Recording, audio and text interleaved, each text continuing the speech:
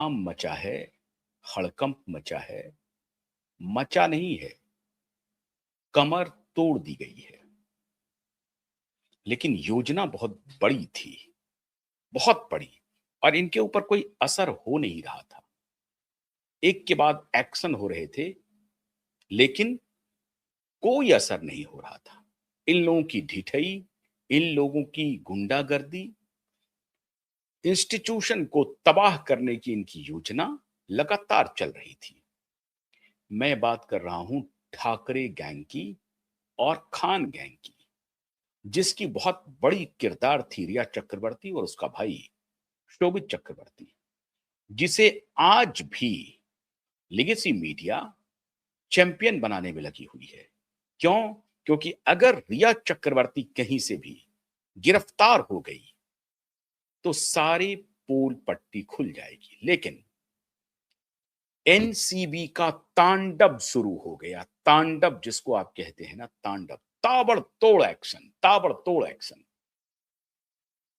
लगातार drug cartel को एक के बाद एक के बाद एक, पिछले 2 महीने में, जनवरी और फरवरी में, अभी फरवरी सिर्फ 15 दिन बीता है, 2 महीने के अंदर लगभग 350 करोड़ का छोटा मोटा जितना रैकेट चल रहा था ना, लगातार एक्शन हो रहा है। मित्रों, आप कल्पना कर सकते हैं, सांगली और सतारा 2 डिस्ट्रिक्ट हैं महाराष्ट्र के। वहां पे इन माफियाओं ने अब ड्रग का मैन्युफैक्चरिंग करने की पूरी प्लानिंग कर ली थी। मतलब मैन्युफैक्चरिंग यूनिट लगने वाला था। ये सांगली और सतारा महाविकास अघाड़ी के प्रोमिनेंट अलाय एनसीपी शरद पवार और शिवसेना उद्धव का एक प्रकार से वर्चस्व वाला इलाका है। और खास तौर पर एनसीपी शरद पवार के वर्चस्व वाला इलाका है सांगली और सतारा। हालांकि इस बार जो लोकल सेल्फ गवर्नेंस के चुनाव हुए हैं, जिला परिषद के चुनाव हुए हैं, उसमें इन लोगों की एक प्रकार से पर कतर दिए गए और भारतीय जनता पार्टी ने दोनों डिस्ट्रिक्ट पर कब्जा कर लिया।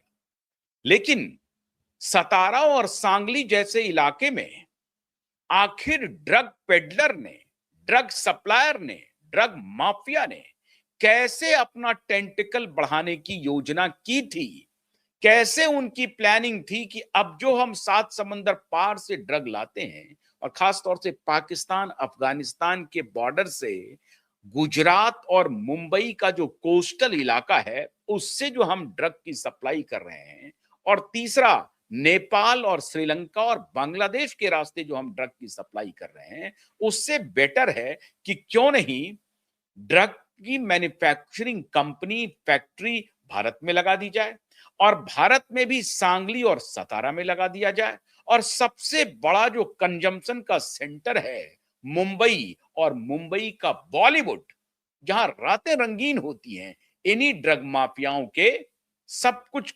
कारस्तानी पे, यही सप्लायर हैं। और बॉलीवुड में कई फिल्म स्टार मिल करके इस रैकेट के हिस्सेदार हैं, बिजनेस पार्टनर हैं।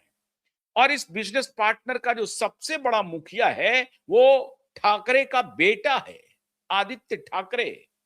उसके ऊपर बहुत गंभीर आरोप लगे हैं कि आदित्य ठाकरे और रिया चक्रवर्ती दोनों ड्रग के बिजनेस में शामिल है। रिया चक्रवर्ती और रिया चक्रवर्ती का भाई शोभित चक्रवर्ती, आप याद कीजिए, जब रिया चक्रवर्ती की गिरफ्तारी हुई थी तो 1 महीने के बाद रिया चक्रवर्ती को बेल मिल गया, लेकिन शोभित चक्रवर्ती को बेल नहीं मिला। 3 महीने के बाद शोभित चक्रवर्ती को बेल मिला।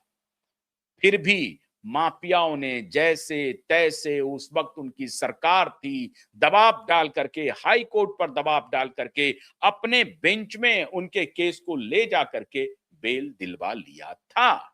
लेकिन अभी जो अब खबर आ रही है, मुंबई में जो एनसीबी का तांडव है, नारकोटिक्स कंट्रोल ब्यूरो की बात मैं कर रहा हूं।